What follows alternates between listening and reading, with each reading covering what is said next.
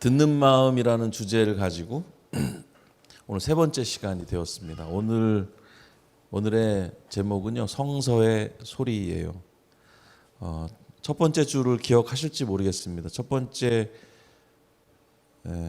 시간의 제목은 이웃의 소리였습니다. 이웃의 소리를 듣는 마음을 갖자, 이런 얘기를 했고요.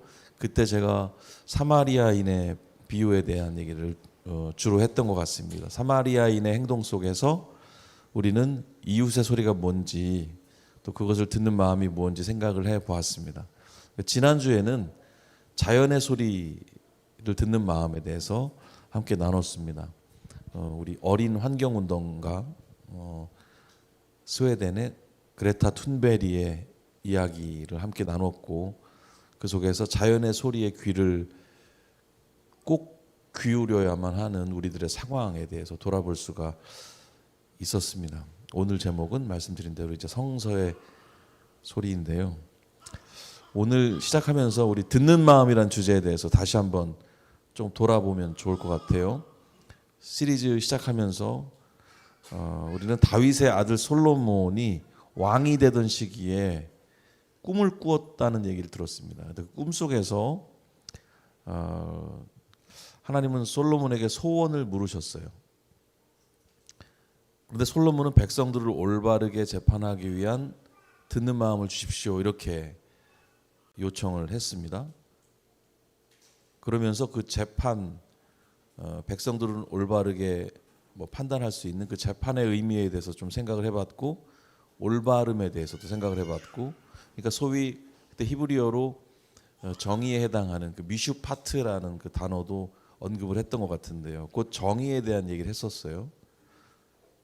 솔로몬이 추구한 그 정의에 대한 것, 그리고 지난 시간에도 공교롭게도 그레타 툰베리가 기후 정의를 추구하고 있음을 우리가 이제 듣게 됐습니다.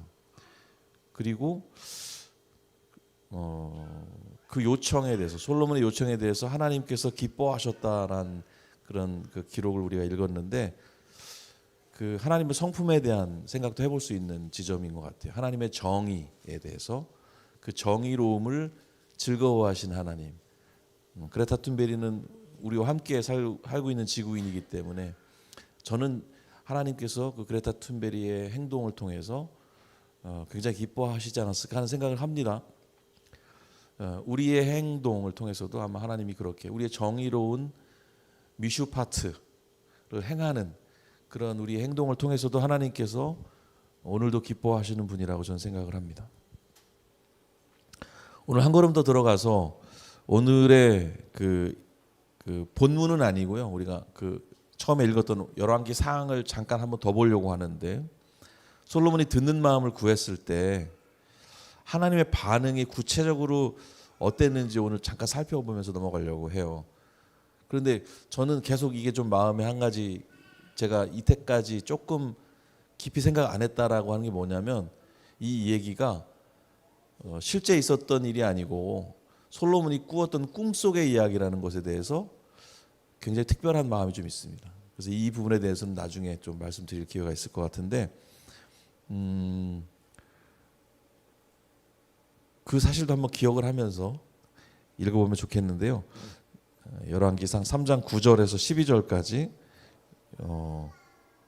4절의 말씀인데, 우리 교독을 한번 해볼까요? 제가 읽고 여러분들이 읽어주시면 좋겠습니다. 누가 주의 이 많은 백성을 재판할 수 있사오리이까? 듣는 마음을 종에게 주사 주의 백성을 재판하여 선악을 분별하게 하옵소서.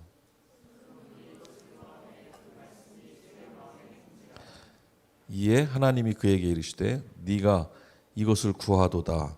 자기를 위하여 장수하기를 구하지 아니하며 부도 구하지 아니하며 자기 원수의 생명을 멸하기도 구하지 아니하고 오직 송사를 듣고 분별하는 지혜를 구하였으니,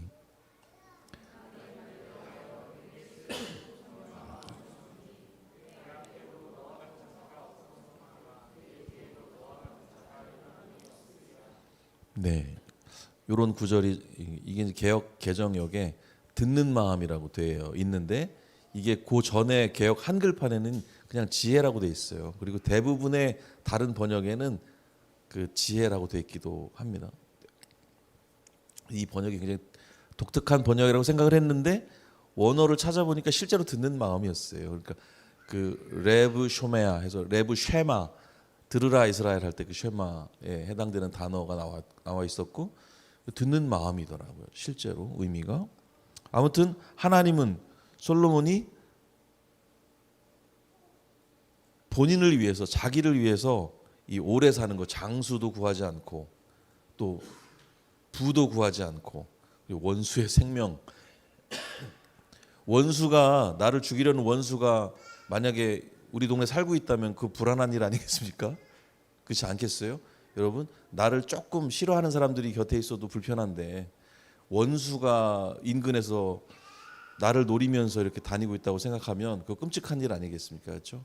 그러니까 특히 이 고대 시대에 정의가 개별적일 때 저마다의 정의로 이렇게 뭐 싸움을 하던 그 시기에 원수를 없애주세요라는 기도는 굉장한 기도였을 거라고 생각해요. 부나 장수만큼이나 엄청난 기도 제목이 아니었을까 하는 생각이 드는데 이런 것들을 구하지 않고 사실 하나님은 솔로몬이 이런 것들을 구했어도 들어주실 작정이셨던 것 같아요. 이 맥락을 보면은.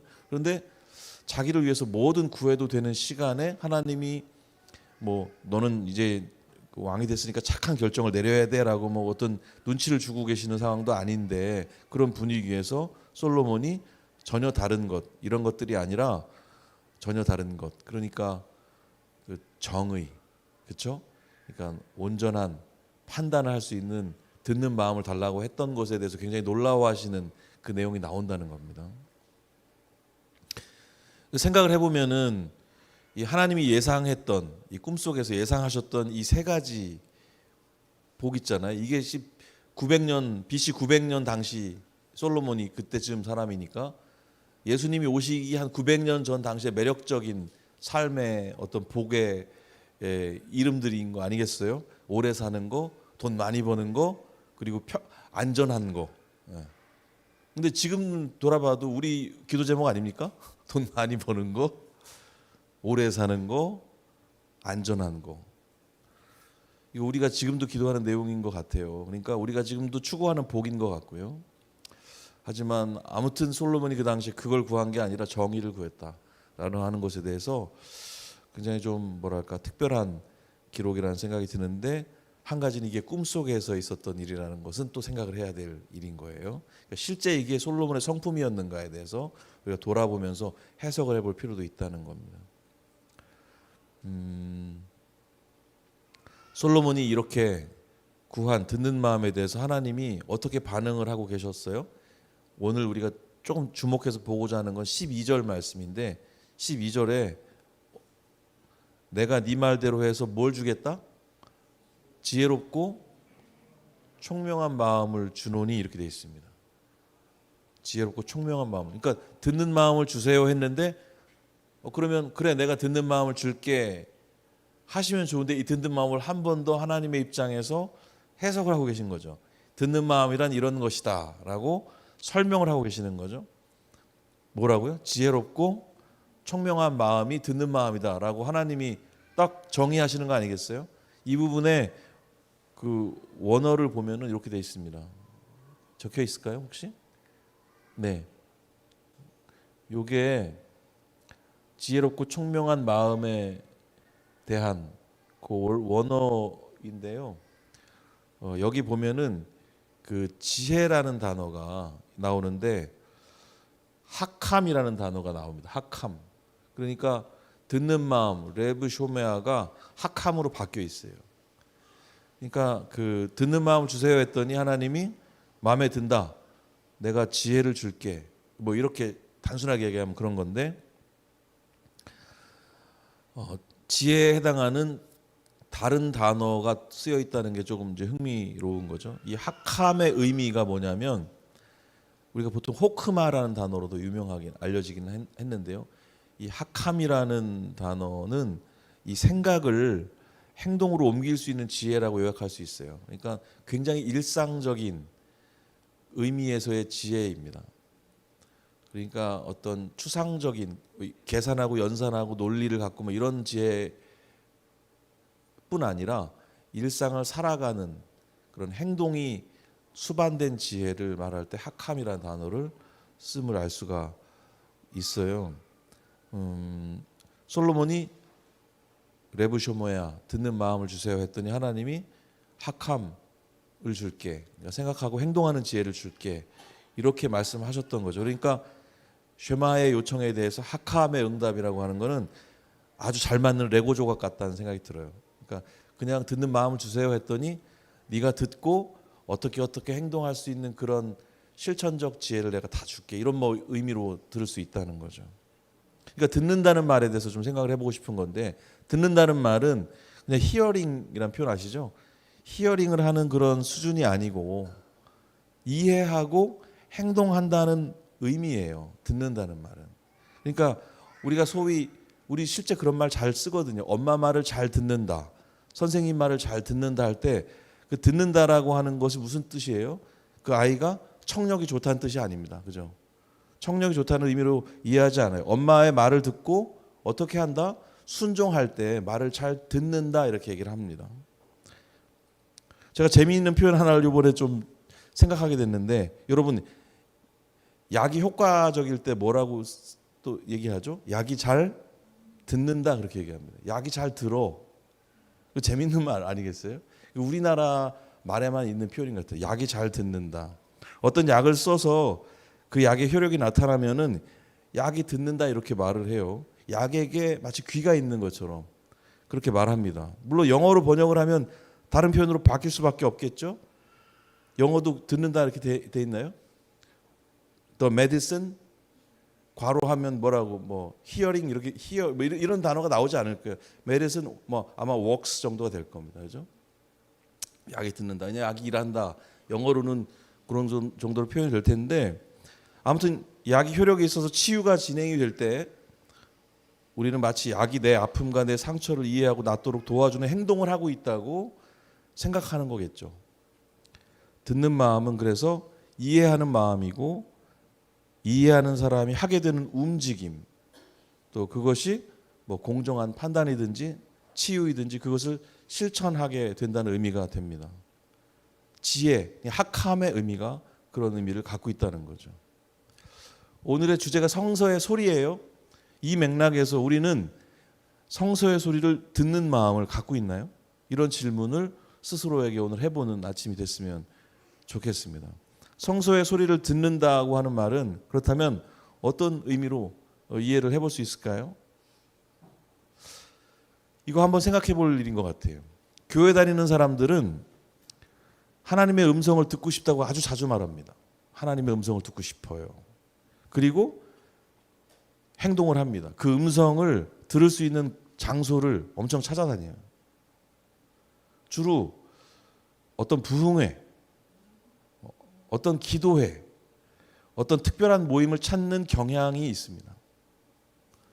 어떤 분들은 또 너무 자주 하나님이 나에게 말씀하셨어, 이렇게 말씀하시는 그런 습관을 갖고 계신 분들도 굉장히 많이 있습니다. 하나님 말씀하시는 분 맞아요. 그런데 하나님의 음성을 단순히 주파수가 있는 어떤 소리로 이해를 하고 있지는 않나요? 그래서 이 신비한 음성적인 경험을 추구하고 계시진 않나요? 이거 질문해 볼 필요가 있습니다. 저는 하나님이 그렇게 말씀하실 수 있다고 생각하는 사람이에요. 귀에 들리게. 하나님의 일하심을 제한할 수가 없다고 생각해요. 하지만 하나님이 모두에게 일반적으로 그 음성 듣기를 추구하면서 일상을 그렇게 살아라, 내가 하는 목소리를 네가 귀로 들을 수 있도록 찾아다녀라, 이렇게 우리에게 권고하신 하나님은 아니십니다.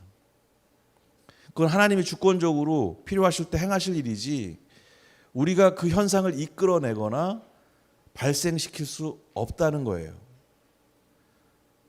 다리 부러진 제비가 우리 집 마당에 떨어질 수 있어요. 그래서 고쳐줄 수 있어요. 그래서 복을 받게 되겠죠? 그런 얘기 아세요? 그 소문을 듣고 제비다리를 일부러 부러뜨려 가지고 그 복된 상황을 재현할 수 없다는 것도 알고 계시죠? 하나님의 일은 그분의 주권에 달려 있는 겁니다. 하나님은 사실 그보다 훨씬 더 큰 일도, 더 놀라운 일도, 더 신비로운 일도 하실 수 있으실 분이세요. 제가 공공연하게 말씀드리진 않지만 저도 온갖 신비로운 체험들을 많이 한 사람입니다. 근데 그것이 신앙의 본질이 아니기 때문에 굳이 그렇게 나누지 않아요. 하나님은 엄청난 일도, 엄청나게 놀라운 일도 하실 수 있는 분이시지만 어떤 하나님의 일도 사람의 방법으로 재현할 수는 없어요. 그냥 그분의 하실 일입니다. 내 방법으로 어떤 상황을 재현하고 싶어서 계속 그 상황을 따라다니고 그런 상황이 벌어지는 듯한 장소를 추구하며 살아가는 것, 그런 태도는 그야말로 무속입니다. 무속은 믿음을 필요로 하지 않습니다.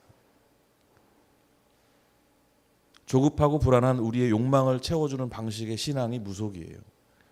우리의 신앙이 그렇게 흘러가지 않기를 축복합니다. 그렇게 신비한 현상을 추구하면서 과몰입한 신앙의 태도는 인격이신 하나님에 대한 온전한 지식을 가진 태도가 아닙니다. 신약 시대에 데살로니가 교회에도 이런 과몰입러라고 해야 될까요? 과몰입러들이 있었던 것 같습니다. 이런 바울의 권고가 나와요. 함께 읽어보겠습니다. 데살로니가 전서 4장 11절입니다. 또 너희에게 명한 것 같이 조용히 자기 일을 하고 너희 손으로 일하기를 힘쓰라. 언제부터인가 데살로니가 교회에 일하지 않으려는 그 묘한 분위기가 생겨났어요. 교인들 중에 일부가 주님의 재림이 임박했다는 생각 때문에 일하지 않고 소란을 피웠다는 겁니다. 이런 과도한 종말론적인 분위기를 보면서 바울은 성도들에게 차분히 조용히 지낼 것을 권면하고 있습니다. 이런 거죠. 그러니까 일하면 뭐해? 신앙이 생기고 주님의 소식을 듣고 막 그런 거예요. 그러니까 주님이 오신대요. 그럼 일하면 뭐해? 주님 곧 오시는데. 약간 이런 생각에 들떠 있는 거죠. 이게 굉장히 신앙적이어 보이지만은 그렇지가 않습니다. 그러니까 지난주 주제에서처럼 여기서 자연보호를 하면 뭐해? 천국으로 곧 이사 갈 텐데. 이런 마음이 있는 거예요.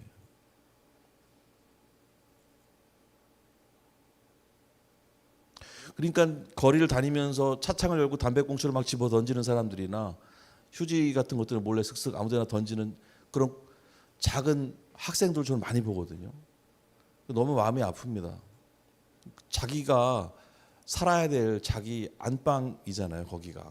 그런 의식이 있어야 되잖아요. 그렇죠?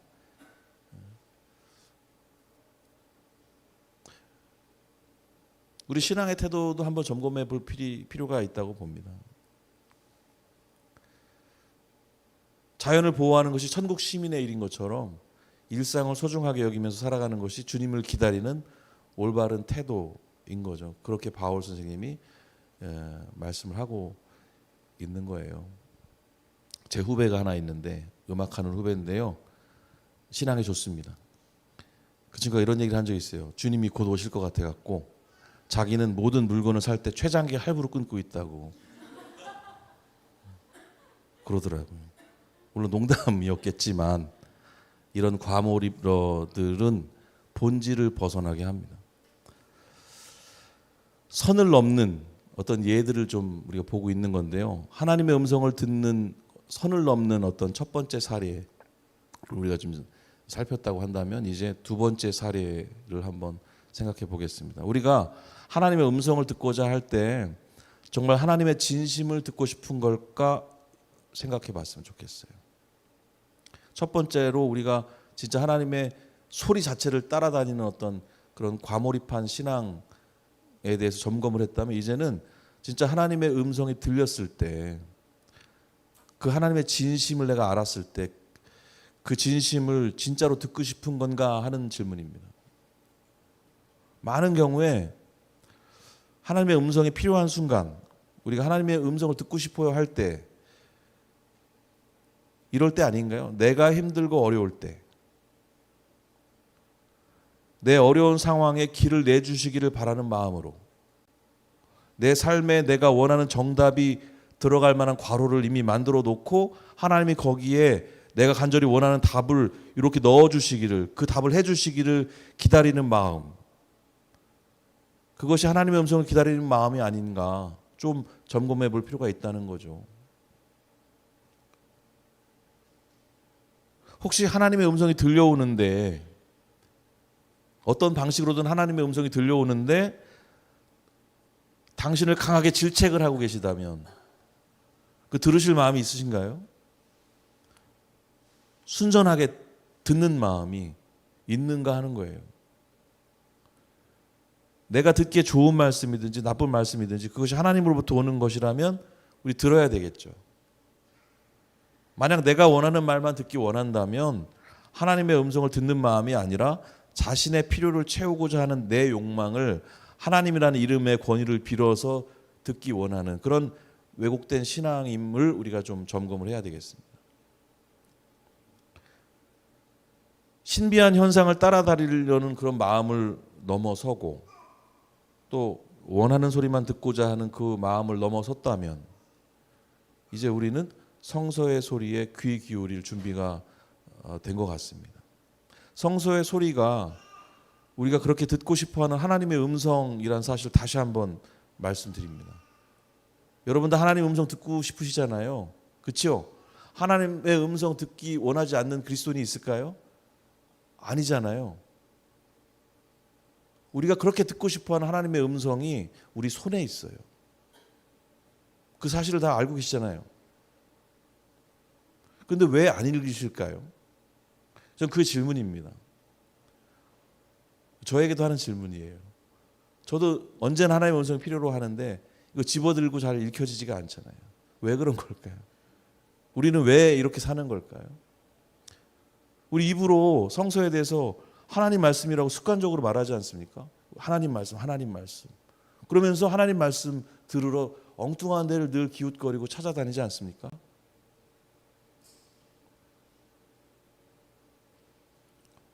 우리가 이렇게 성서에 대해서 하나님 말씀으로, 하나님 말씀이라고, 여기 하나님의 살아계심이 있다고 늘 그렇게 얘기하면서도 자타공인 이 하나님 말씀을 하나님 말씀으로 존중하는 태도를 찾아보기는 굉장히 어려운 것 같아요. 성서를 존중하는 마음 뭘까요? 이 성서를 예쁘게 포장하는 그런 마음일까요?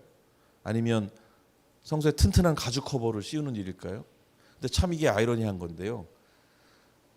제일 많이 팔린 책이 성서이고 그리스도인들이 너무너무 다 하나님 말씀이라고 인정하는 그런 책이 성서인데 제일 많이 읽지 않는 책이 또 성서예요.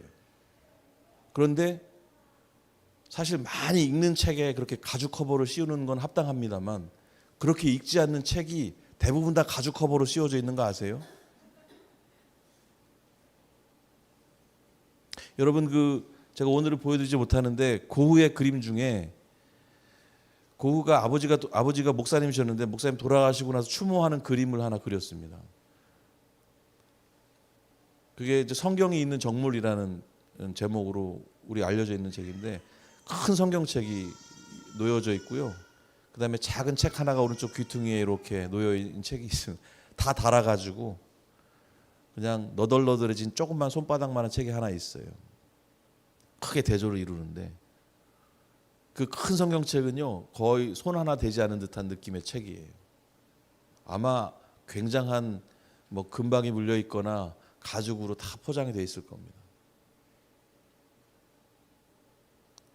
성경은 그런 형태를 띠고 있지만 오른쪽에 작은 책 이렇게 확대해서 보면은 에밀 졸라라는 소설가의 생의 기쁨이라는 그런 책이 거기 이렇게 너덜너덜해져 가지고 있는 걸 알 수 있어요.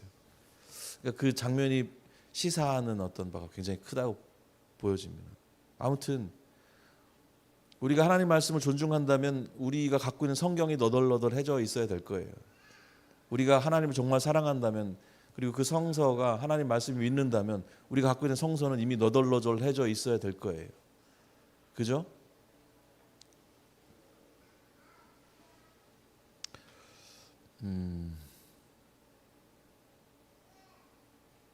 과연 성서를 존중하는 태도는 무엇일까?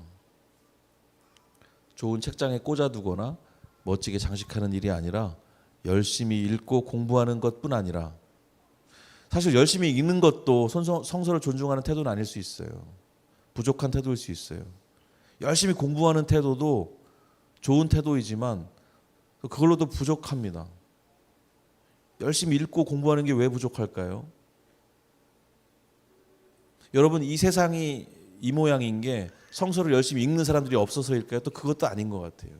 성서를 열심히 공부하는 사람들이 없어서일까요? 또 그것도 아닌 것 같거든요. 진짜 성서를 존중하는 사람들이 있었다면 이 정도이진 않을 것 같다는 생각이 드는데 왜 그런 걸까요? 성서가 좋은 책장에 꽂혀 있지 못해서도 아니고 예쁘게 장식이 안 돼 있어도 그런 이유도 아니고 열심히 읽고 공부하는 사람이 없어서도 아니고, 정말 성서를 존중하는 태도는 그 말씀을 듣는 마음을 가지는 태도라는 생각이 들거든요. 듣는 마음. 그런 사람들이 굉장히 적었기 때문이 아닌가 하는 생각이 들어요. 듣는다는 의미에 대해 생각했지 않습니까? 그냥 내 청력이 좋아서 이 귀로 듣는 그 수준을 넘어서서 듣고 이해하고 행동하고 순종하는 그런 사람들이 극히 적었다는 거죠. 왜 그랬을지에 대해서는 우리가 앞서 지적해본, 점검해본 두 가지 이유들이 더 컸기 때문이 아닐까. 하나님의 음성을 엉뚱한 데서 찾거나 아니면 내가 듣고자 원하는 그 마음만 가지고 성경을 편집적으로 읽었거나 좋은 말씀, 달콤한 말씀만 빼가지고, 그죠? 그거를 책갈피에 꽂고 그렇게 살아온 건 아닌가. 성서를 처음부터 끝까지 쭉 읽어보면 하나님이 우리에게 질책하시는 말씀이 훨씬 많다는 거 우리 알게 되거든요. 근데 그런 우리의 성경 읽기가 있나요? 하나님의 음성을 듣고자 하는 마음이 그렇게 있나요? 우리 한번 돌아볼 일이겠어요.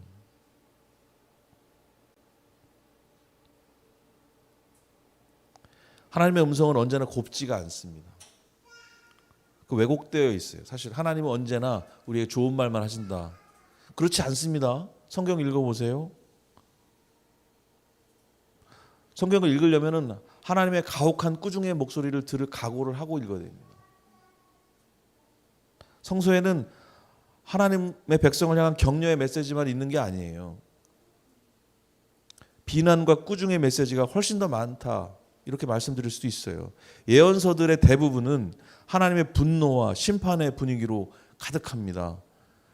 역사서로 분류되는 열왕기를 읽으면서도 비난의 화살을 피할 길이 없고요. 그리고 바벨론 포로에서 돌아온 백성들과 함께 우리는 학개와 스가랴의 질책을 들어야 됩니다. 하지만 성서는 분명히 우리를 사랑하시는, 그리고 지금도 우리를 향해서 말씀하고 계시는 하나님의 음성, 하나님의 목소리가 분명하다는 사실이에요. 문제는 이겁니다. 우리가 성서를 하나님의 소리로 듣는 마음, 이걸 갖지 못했다는 거예요. 우리를 향한 성서의 비난과 꾸중에 우리는 어떻게 반응을 하는가, 이게 우리가 가진 과제일 수 있겠습니다. 아담의 이야기를 오늘 좀 주제로 얘기를 해보려고 합니다. 오늘 본문은 사실 이겁니다. 창세기 3장 8절에서 12절 같이 교독하겠습니다. 그들이 그날 바람이 불 때 동산에 거니시는 여호와 하나님의 소리를 듣고 아담과 그의 아내가 여호와 하나님의 낯을 피하여 동산 나무 사이에 숨은지라.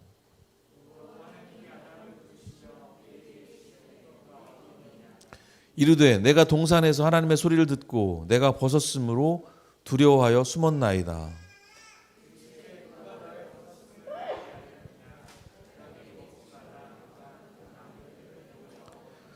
아담이 이르되 하나님이 주셔서 나와 함께 있게 하신 여자 그가 그 나무 열매를 내게 주므로 내가 먹었나이다. 아담과 하와가 선악과를 따먹고 난 이후의 얘기예요. 아마 이 장면이 어떤 장면인지 대략 아실 겁니다. 여기 하나님의 얼굴을 바라보지 못하는 아담의 모습이 나오는데 여기 죄가 있음을, 죄가 들어왔음을 우리 알 수 있습니다. 죄. 하나님의 얼굴을 바라보지 못하는 못하게 했던 것이 바로 죄임을 우리가 알 수 있어요. 거룩을 대면하지 못하는 죄라는 현실 인식을 아담이 가지고 있었구나라는 걸 알 수 있습니다. 그 얼굴을 뵐 수가 없어서 숨었어요. 그러니까 어떤 죄의식 같은 게 있었던 거죠. 적어도 염치, 부끄러운 마음은 있었던 것으로 판단할 수 있어요. 그런데 이후의 태도는 아담이 듣는 마음을 가졌다고 말할 수 없게 만듭니다. 흥미롭게도 아담은 2번이나 하나님의 소리를 들었다고 말해요. 8절 보실래요? 여기 보면은 하나님의 소리라는 표현이 나옵니다. 10절 여기에도 하나님의 소리를 들었다 이게 나와요. 이 소리가 뭔지 모르겠지만 아무튼 하나님의 계심과 하나님의 어떤 인격을 느꼈다는 거 아니겠습니까? 그렇죠? 그런데 아담은 자기가 저지른 죄에 대해서 책임을 전가하고 있는 모습을 보여요. 누구에게 그 책임을 돌리고 있어요? 여러분 대답해 보실래요? 누구? 12절에 그 내용이 나오거든요. 한번 12절을 자세히 보세요. 표면적으로는 아내한테 돌리고 있는 것 같아요. 그죠? 하와한테 탓을 돌리고 있음을 우리가 알게 되는데 문맥을 살펴보면 결국 누구 탓이에요? 하나님께 책임을 돌리고 있는 거예요. 하나님이 주셔서 나와 함께 있게 하신 이라는 표현이 하와를 가리키는 여자보다 훨씬 더 크게 들려요. 결국은 하나님 때문이라는 거예요. 여자를 안 주셨으면 이런 일이 있었겠어요? 라는 말을 하고 있는 겁니다. 아담이 혹시 제가 아는 동생이었으면 뒤통수를 한 대 갈겨줬을 것 같은 그런 발언입니다. 근데 사실 우리가 이렇습니다. 듣는 마음이라는 것은 생각하고 행동하는 지혜예요. 하나님의 소리를 들었다면, 하나님의 인격을 느꼈다면, 그분의 성품을 알고 있다면, 그분이 죄를 어떻게 생각하시는지 알았다면 알고 있었을 거예요, 아담은. 그랬다면, 그래서 얼굴 뵙기 두려워서 숨을 정도로 부끄러웠다면 아담은 자신의 죄를 인정하고 자기가 책임지는 행동을 보여야 됐어요. 그게 올바른 듣는 태도였을 겁니다. 무릎을 꿇고 손바닥을 빌면서 초라한 모습일지언정 그렇게라도 했어야 되는 거죠. 그런데 뭐라고 하면 오히려 적반하장. 아니 하나님이 뭐 이런 거 아닙니까? 이런 거잖아요. 그러나 아담은 그러질 않았어요. 오히려 하와를 들먹이면서 그것도 더 나쁜 놈 아닙니까? 이렇게 말씀드려서 죄송하지만 우리 조상님께 그냥 하나님 당신 이렇게 얘기한 것도 아니에요. 그냥 하와를 또 들먹여요. 하나님의 창조 목적과 창조의 아름다움 자체를 망가뜨리는 지상 최대의 망언이다. 그렇게 생각합니다. 아담의 듣는 마음은 왜곡됐습니다. 하나님의 소리를 듣지 않고 누구 소리를 들은 거예요? 사탄의 소리를 들은 겁니다.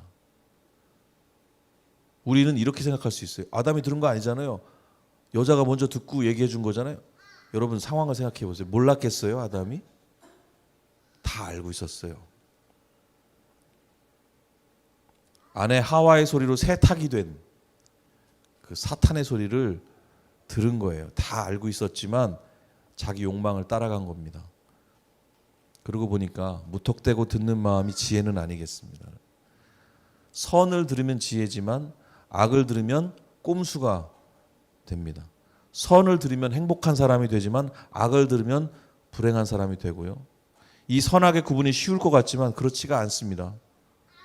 구분 자체는 쉬울 수 있을지 몰라도 그래서 부끄러움 같은 건 좀 어느 정도 느낄 수 있을지 몰라도 그것이 우리의 현실, 우리의 이익, 우리의 권리, 우리의 욕망과 관련돼 있다면은 얘기가 달라져요. 선의 소리가 우리를 힘들게 할 수 있다는 거예요. 우리를 불리하게 할 수 있다는 겁니다. 우리를 아프게 할 수 있고요. 그 반대로 악의 소리가 우리를 위로해 줄 수 있다는 겁니다. 그리고 큰 이익을 가져다 줄 수 있다는 거예요. 그리고 우리를 즐겁게 해줄 수 있다는 겁니다. 그 사실을 우리가 참고해야 돼요. 그래서 만만치가 않아집니다. 선악의 구분? 이거 쉬운 거 아닙니다. 그래도 우리는 이를 악물고 세상의 소리를 멀리하고 성소의 소리를 듣는 마음을 가져야 해요. 시편의 서문이라고 할 수 있는 시편 1편 2편에 재미있는 단어가 하나 나옵니다. 바로 하가라고 하는 단어예요. 여기 일단은 이 사진 말고요. 그 다음 말씀을 먼저 보겠습니다. 시편 1편 2절에 이렇게 나와 있어요. 오직 여호와의 율법을 즐거워하여 그의 율법을 주야로 묵상하는도다 이렇게 돼 있고요. 이 말씀 다 아시죠? 2장 1절에 보면은 어찌하여 이방 나라들이 분노하며 민족들이 헛된 일을 꾸미는가 이렇게 나옵니다. 시편 1편과 2편은 시편 전체 150편의 서문인데요. 시편 1편은 주제가 율법이고요. 시편 2편은 주제가 메시아입니다. 근데 여기 1편과 2편에 하가라는 단어가 동일하게 쓰이는데 이 번역이 굉장히 재미있습니다. 그래서 제가 아예 사전을 제가 가져왔어요. 보실까요? 여기 묵상하는도다 하고 꾸미는도다, 꾸미는가가 같은 단어가 등장해요. 이 하가라는 단어가 등장하는 거예요. 여기 보면은 저게 이제 제 사전으로 쓰고 있는 그냥 그 화면 자체를 캡처해 온 건데 여기 영어로 되어 있는 어쩌고저쩌고 people's devising이라고 돼 있잖아요. device 뭐랄까 그 꾸며낸다. 뭔가 나쁜 일을 2절에서 우리가 헛된 일을 꾸미는가에 대한 영어 번역이 devising인데 거기 지금 커서가 대져 있는 거 보이시죠? 그 커서에 대한 이 원어가 등장을 하는데 하가라고 합니다. 하가.